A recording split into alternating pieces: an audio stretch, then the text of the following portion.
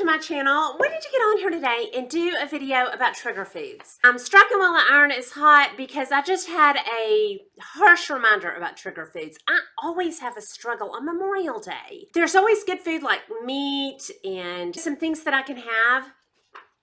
But I'll tell y'all, something got me off track this time, and I knew it was a trigger food, but it was a fruit. And I thought, is that really a trigger food? Because it had been a while. It was such a trigger food that it got me off for days. It was watermelon. And I was like, I'm having that. I won't have cake. I'm not going to get off my gluten, but I'm going to have watermelon. I started out having watermelon at a cookout. That night I felt bloated, but I was like, who cares? It's just water. The next day I woke up craving it. And by that night I ate the icing off my son's birthday cake. I'm going to talk about trigger foods and what they are and how to avoid them and what they do to us. And triggers are in any diet. Now, I do a healthy carb, sometimes lower carb bordering on keto, depending on my situation at the time.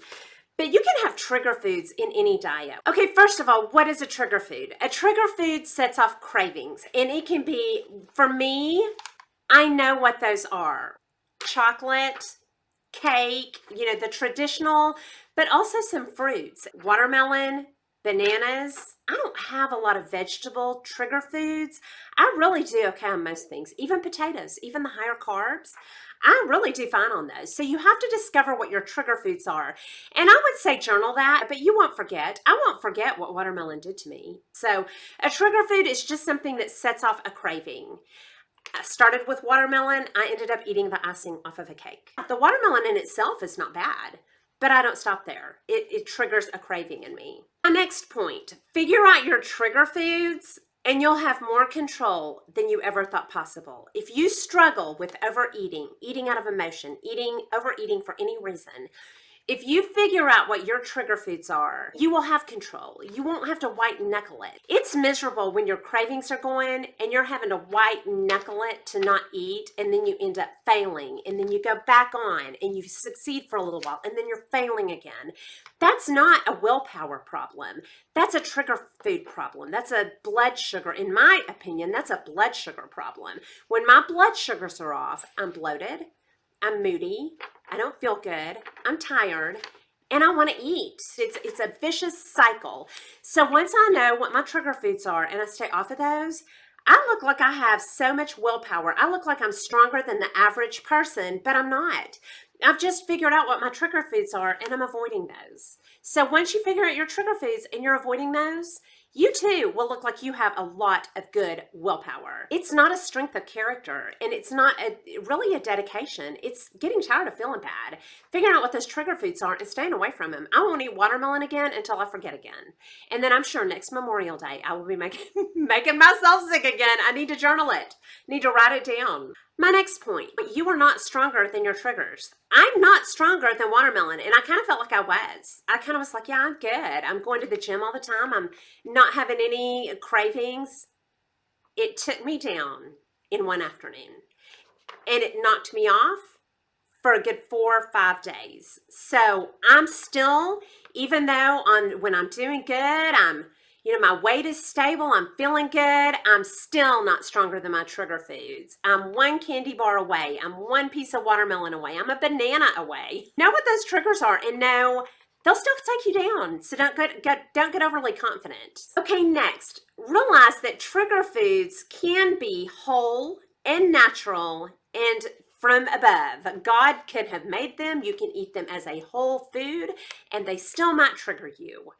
Again, learn what those are. Next, sensitivity to trigger foods varies from person to person. You might can eat watermelon. You might can eat bananas. I can't. I can eat white potatoes and be fine, but you might not can. That might set off a craving in you. Some people might even be okay eating donuts for breakfast. That would put me out all day. I end up eating worse or just not feeling my best. Okay, next, trigger foods lead to catastrophes. The watermelon in itself is not bad. Even though it made me feel bloated, I seriously looked about 6 months pregnant. I was like, do I look pregnant? My husband was like, yeah, I'm not saying that. But if I had stopped there, it would have been okay because that was all water. It was gone the next day. It didn't matter. It didn't make me gain any weight.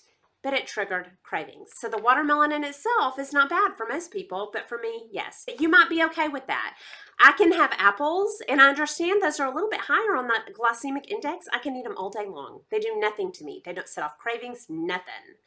You might not can have apples. Okay, my next point. Some of my triggers I can have if I eat them a certain way. Now, grapes, berries, cherries, apples, especially cooked apples. If I eat this with fat or protein, I'm okay.